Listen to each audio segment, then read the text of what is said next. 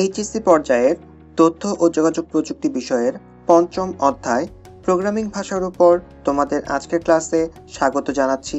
আমি মোহাম্মদ আব্দুর রহিম সুমন। পর্ব 9.1-এ আমরা দেখেছি ইফ স্টেটমেন্ট, সিলেকশন স্টেটমেন্ট এবং সিলেকশন স্টেটমেন্টের ইফ স্টেটমেন্ট সম্পর্কে আমরা জেনেছি। 9.2 পর্বে আমরা যা মূলত শিখতে যাচ্ছি সিলেকশন স্টেটমেন্ট, ইফ এলস ও এর গঠনে ব্যবহৃত ফ্লোচার্টের প্রতীকগুলোর অর্থ, ইফ এলস এর ব্যবহার ক্ষেত্র, ইফ এলস ব্যবহার করে দুটি সংখ্যার মধ্যে বড় ছোট সংখ্যা নির্ণয় করা, ইফ এলস ব্যবহার করে একটি সংখ্যা জোড় না বেজোড় তা নির্ণয় করা। শুরুতেই সিলেকশন স্টেটমেন্ট ইফ এলস এর গঠন সম্পর্কে আমরা জানব।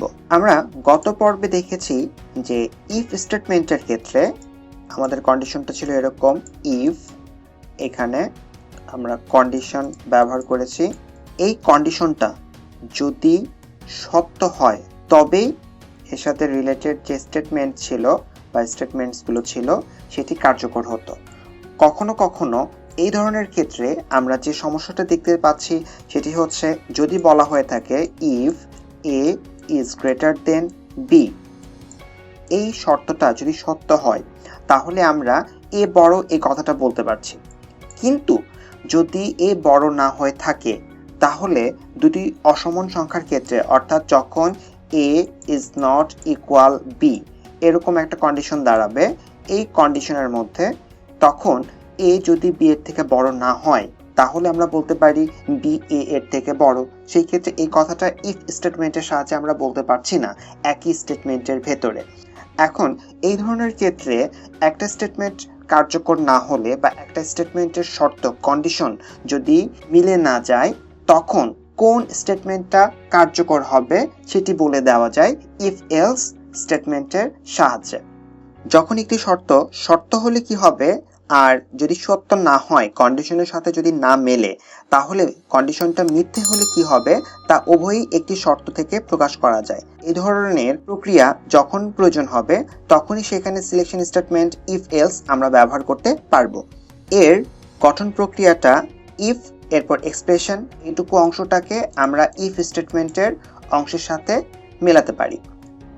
এখন এই সাথে এই ইফ স্টেটমেন্টের এই অংশটার সাথে বাড়তি অংশটা এসেছে, সেটা হচ্ছে এলস স্টেটমেন্ট।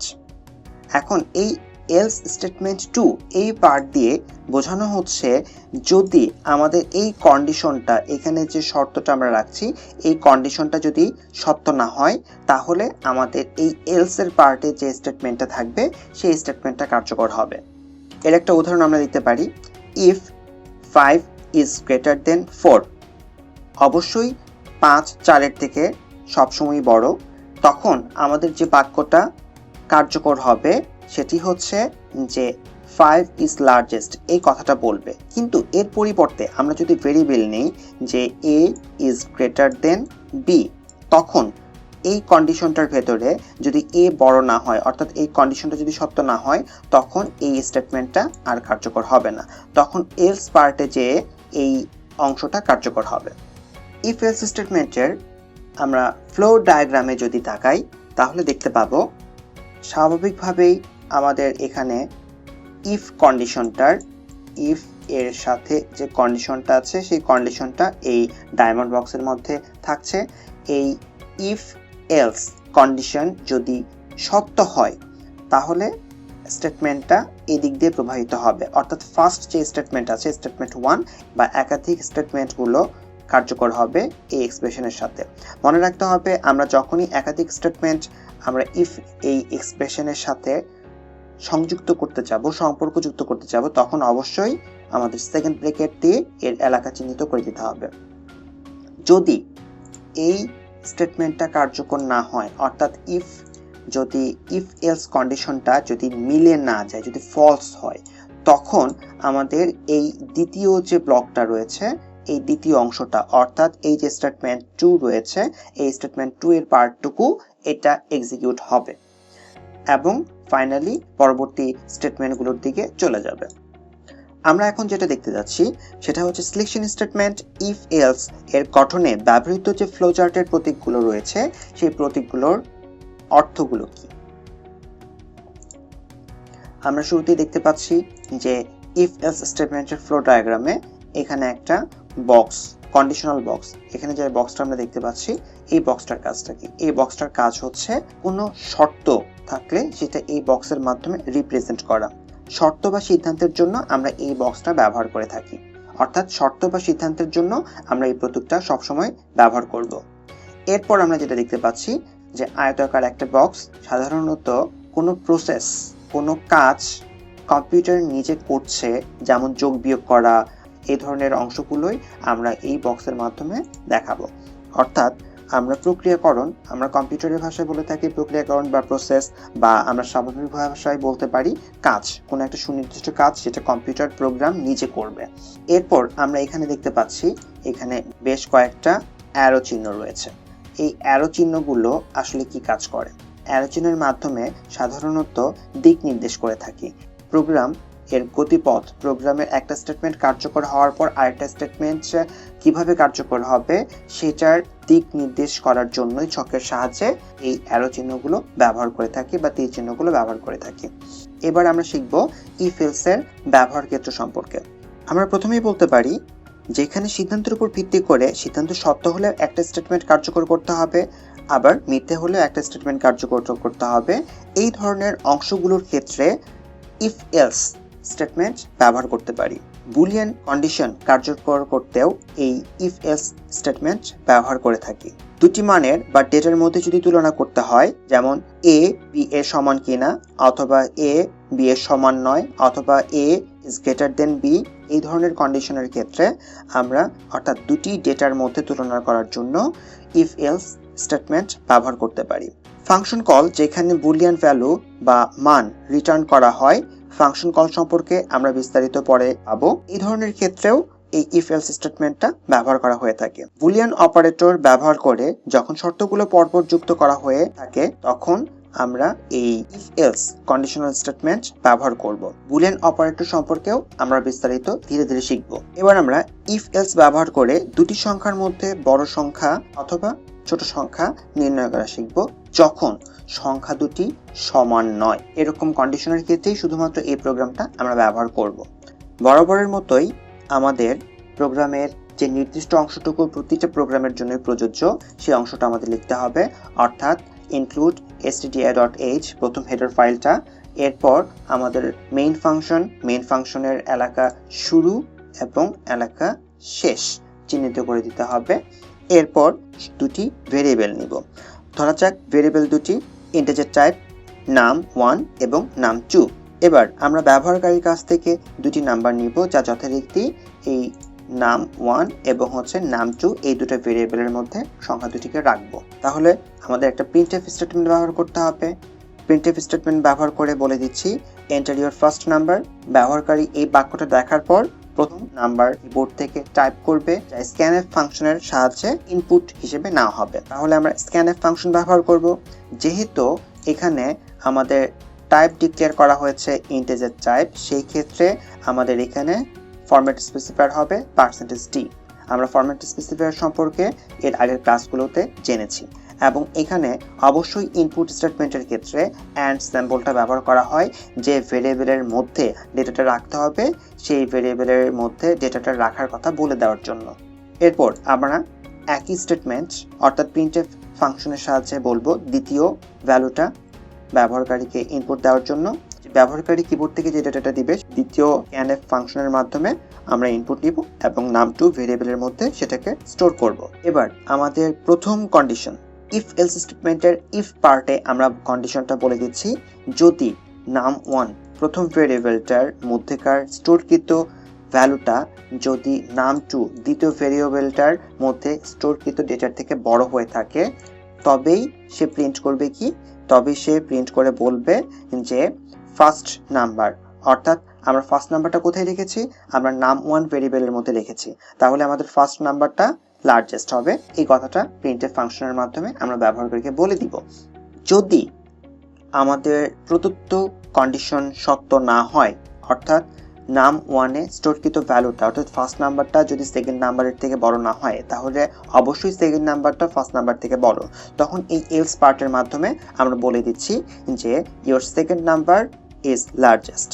এবার আমরা কোড ব্লকের মধ্যে এই প্রোগ্রামটার এক্সিকিউশন দেখব। যথারীতি আমাদের প্রোগ্রামটা কোড ব্লকে টাইপ করে নিব। এরপর ফার্স্ট টাইম রান করার সময় আমরা বিল্ড অ্যান্ড রান এই কমান্ডটা দিব। এখানে দেখতে পাচ্ছি এন্টার ইওর ফার্স্ট নাম্বার, আমাদের যে স্টেটমেন্ট এই স্টেটমেন্টের সাপেক্ষে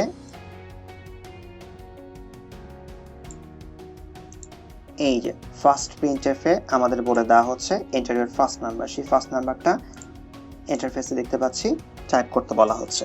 এবার আমি এখানে একটা সংখ্যা টাইপ করছি, যেমন 24। স্টেটমেন্ট এক্সিকিউট হচ্ছে, অর্থাৎ printf enter your second number এই লাইনটা এক্সিকিউট হচ্ছে। এবার আমরা সেকেন্ড স্টেটমেন্টে ইনপুট দিব। সেকেন্ড স্টেটমেন্টের জন্য সেকেন্ড নাম্বারটা ইনপুট দিব। এবার এখানে 30 ভ্যালুটা ইনপুট করলাম। ডেফিনেটলি সেকেন্ড ভ্যালুটা ফার্স্ট ভ্যালুর থেকে বড়। এখানে আমরা আউটপুটে দেখতে পাচ্ছি your second number is largest, অর্থাৎ আমাদের প্রোগ্রামটা প্রত্যাশা অনুযায়ী কাজ করছে। একটি মাত্র ইফ এলস কন্ডিশন ব্যবহার করেই আমরা একটা সংখ্যা জোড় না বেজোড় তা নির্ণয় করা শিখব। বরাবরের মতোই আমাদের প্রোগ্রামের যে অংশটুকু সবসময় লিখতে হয় তা লিখছি। প্রয়োজনীয় হেডার ফাইল, এরপর মেইন ফাংশনের এলাকা সেকেন্ড ব্র্যাকেট দিয়ে চিহ্নিত করে দিচ্ছি। যেহেতু একটি সংখ্যা আমাদের প্রয়োজন হবে ইনপুট হিসেবে এবং সেই সংখ্যাটাকে আমরা জোড় না বেজোড় হিসেবে নির্ধারণ করব কম্পিউটারকে দিয়ে, সেই জন্য আমরা এখানে ইন্টিজার টাইপ এ নামের একটা ভেরিয়েবল নিচ্ছি, যেখানে কিবোর্ড থেকে টাইপ করা নাম্বারটা সংরক্ষণ করা হবে। এবার আমরা ব্যবহারকারীকে বলে দিচ্ছি প্রিন্টএফ ফাংশনের সাহায্যে যে একটা নাম্বার ইনপুট দেওয়ার জন্য। ব্যবহারকারী এই বাক্যটা দেখার পর একটা নাম্বার কিবোর্ড থেকে টাইপ করবে, যা আমরা স্ক্যানএফ ফাংশনের সাহায্যে ইনপুট নিচ্ছি। এবং যেহেতু আবার মনে করিয়ে দিচ্ছি যে এখানে ইন্টিজার টাইপ ডেটা টাইপটা ডিক্লেয়ার করা হয়েছে, সেই ক্ষেত্রে এখানে ফরম্যাটের স্পেসিফায়ার হবে %d। এবং এই অ্যান্ড সিম্বলের মধ্যে দিয়ে আমরা কি বলে দিচ্ছি, অ্যান্ড সিম্বলের সাহায্যে বলে দিচ্ছি এই নামের ভেরিয়েবলটার ভেতরে সেই সংখ্যাটা স্ক্যান করে প্রাপ্ত সংখ্যাটা ইনপুটকৃত সংখ্যাটাকে স্টোর করার জন্য। এবার আমরা ইফ এলস কন্ডিশনের মধ্যে যাব। ইফ এই অংশটাতে এই কন্ডিশনে বলে দেওয়া হচ্ছে যদি একটা সংখ্যাকে 2 দিয়ে ভাগ করলে ভাগশেষ 0 হয় তাহলে আমরা বলতে পারি সেই সংখ্যাটা জোড়। যেমন 10কে যদি 2 দিয়ে ভাগ করি তাহলে এখানে আমাদের ফলাফল কি আসতেছে, ভাগফল আসতেছে 5। 5 দুগুণে 10। আমাদের এইখানে যে শূন্যটা থাকতেছে এটাকে বলতেছে ভাগশেষ। এই ভাগশেষ নির্ণয় করার জন্য আমাদের যে চিহ্নটা ব্যবহার করা হয়ে থাকে সেটা হচ্ছে মডুলাস চিহ্ন। এটাকে বলা হয় মডুলাস। একে 2 দিয়ে ভাগ করলে এর ভেতরে যে স্টোরকৃত ডেটাটা আছে সেই ডেটাটাকে 2 দিয়ে ভাগ করলে যদি সেই ভাগশেষে প্রাপ্ত মানটা যদি 0 হয় তবে আমরা বলতে পারি সেই সংখ্যাটা জোড় সংখ্যা। অপরদিকে যদি এখানে কোনো ভ্যালু পাওয়া যায়, যেমন আমরা 2 দিয়ে 9কে ভাগ করতেছি, তাহলে এখানে আমরা কি দেখতে পাবো, এখানে আমরা দেখতে পাবো 4 দুগুণে 8, আমাদের অবশিষ্ট রয়েছে 1, অর্থাৎ এখানে 0 নেই। সেই ক্ষেত্রে এই 9 ভ্যালুটা যেটা, এই 9 ভ্যালুটাকে আমরা বলতে পারছি যে এটা একটা বেজোড় সংখ্যা। তাহলে এখানে আমরা দেখতে পাচ্ছি কি if a modulus 2 is equal 0, এখানে দুটো ইকুয়াল চিহ্ন দেওয়া হয়েছে কেন, একটা ইকুয়াল চিহ্ন ব্যবহার করা হয়ে থাকে অ্যাসাইনমেন্ট অপারেটর হিসেবে, আর দুটো ইকুয়াল এখানে হচ্ছে লজিক্যালি ইকুয়াল, অর্থাৎ হচ্ছে যে আমরা ভাগশেষটা পাবো একে 2 দিয়ে ভাগ করার পর যে ভাগশেষটা পাবো সেই ভাগশেষটার প্রাপ্ত মান যদি 0 সমান হয়, এখানে সমান বোঝানোর জন্য ডাবল ইকুয়াল সাইনটা ব্যবহার করা হয়েছে। তাহলে কি করবে, তাহলে আমরা প্রিন্টএফ করে বলতে পারি যে প্রাপ্ত নাম্বারটা ইভেন শব্দটা জোড় হিসেবে প্রকাশ করার জন্য ব্যবহার করা হয়েছে। এরপর যদি এটা এই কন্ডিশনটা সত্য না হয়, অর্থাৎ প্রাপ্ত সংখ্যাটা একে 2 দিয়ে ভাগ করার পর ভাগশেষ যদি 0 সমান না হয়, যেমন 9 এর ক্ষেত্রে আমরা একটু আগে দেখেছি, তখন আমরা বলতে পারি সেই সংখ্যাটাকে আমরা সেকেন্ড নাম্বারটা যদি বেজোড় হয়ে থাকে তখন আমরা বলছি ইওর নাম্বার ইজ অড। আমরা এই প্রোগ্রামটাকে এবার কোড ব্লকে এক্সিকিউট করে দেখব। আমরা ফার্স্ট টাইম কোড লেখার পর বিল্ড অ্যান্ড রান কমান্ডটা দিব। বলা হয়েছে যে ফার্স্ট একটা নাম্বার ইনপুট দেওয়ার জন্য আমরা একটা নাম্বার 7 ইনপুট দিলাম। 7 সংখ্যাটা কি হবে? বেজোড় সংখ্যা হবে। তাহলে আমাদের প্রোগ্রাম ফলাফলটা কি দেখাচ্ছে? প্রোগ্রাম ফলাফলটা দেখাচ্ছে ইওর নাম্বার ইজ অড। তার মানে আমাদের প্রোগ্রামটা বেজোড় সংখ্যা চিহ্নিত করতে সক্ষম হয়েছে। এবার আমরা দেখি আমাদের প্রোগ্রামটা জোড় সংখ্যাটাকে আইডেন্টিফাই করতে পারে কিনা। প্রোগ্রামটাকে আমি রিরান করছি। এবার আমরা ইনপুট হিসেবে দিচ্ছি 10। আমাদের প্রোগ্রামটা বলে দিচ্ছে যে ইনপুটকৃত 10 নাম্বারটা একটা ইভেন নাম্বার, অর্থাৎ জোড় সংখ্যা। আজ এ পর্যন্তই। তোমাদের পরবর্তী ক্লাসের জন্য আমন্ত্রণ রইল।